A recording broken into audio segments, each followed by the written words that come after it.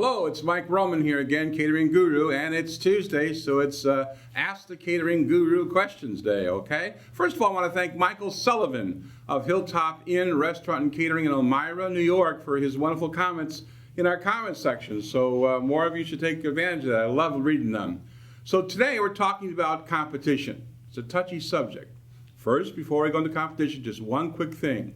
I believe firmly that today and to now in our industry, you need to really think about nutrition breakdown of your food. Calories, carbs, all that kind of stuff. And I'm not talking only about the gluten problem and concerns. I'm talking about just straight nutrition, just like you would get at McDonald's on the back of a hamburger package. It gives you a total breakdown. So think about that, okay? Go to your neighborhood hospital. They have somebody there who's either for hire or will help you for free, okay? All right, so we're going to talk about competitors today. And the question is it okay to talk to a prospect about competitors? Well, the obvious answer to that question generically is no, no, no.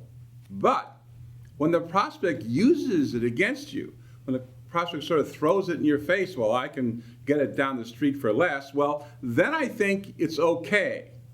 I know you've heard never talk about the competition, but prospects, when they ask you or challenge you about why you're different than the other caterers, they expect you to know about the other caterers so you can compare notes with them, so to speak. After all, why would they ask you about this? I mean, they would just, if they don't want to know your view or give them hope of why they should pay more with you than the other guy, then you have to give them the information.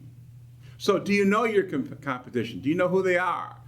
Do you know the kind of business they have? Have you read their website? Okay, it's almost always about price when the other caterer is lower than you, that a customer throws it sort of at you and expects you to blink and to sort of try to give in, if you will. So you need to sort of approach it from the point of view of neutralizing the objection about the other caterer, or of course, you need to sort of blow it out of the water, as I train salespeople. Now, what can you look at from your catering company to another catering company that would determine a slightly higher price? Well, of course, there's portion size, there's your overall experience, there's your quality of vendors that you use. You just don't go to fly-by-night vendors. You've inspected them, you visit them, you know all about them. You wear plastic gloves. That's really a significant difference. You understand and respect sanitation.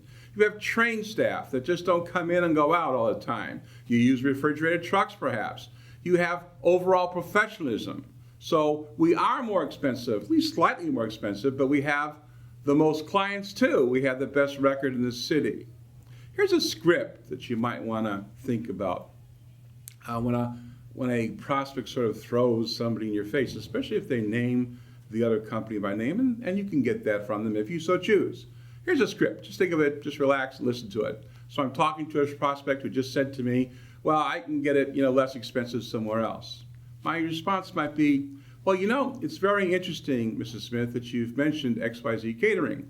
They are one of, the better caterers in Dallas. In fact, I would say that they are probably one of our top 3 competitors as a company. What's interesting is that some of my best clients who use us on a regular basis also use XYZ for some of their parties.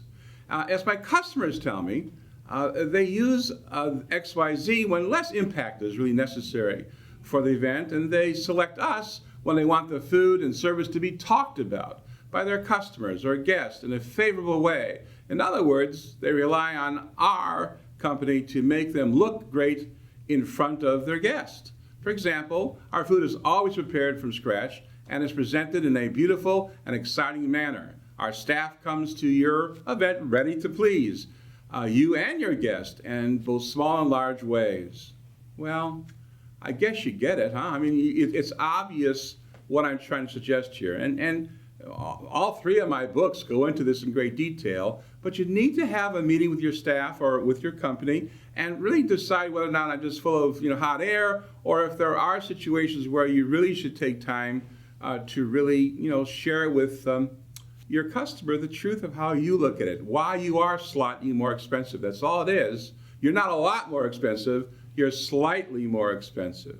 Okay. Well, thank you very much for watching today. Thanks for your comments. Check out the rest of our site. There's there's never really been a better time to be a caterer. And I have an idea for you. I don't know why I'm saying this, but today, why don't you just sort of order pizza for your whole kitchen staff or your whole company staff? You're a caterer. You feed your people well, but sometimes it's nice to have a break from your own food. See you next time. Thank you.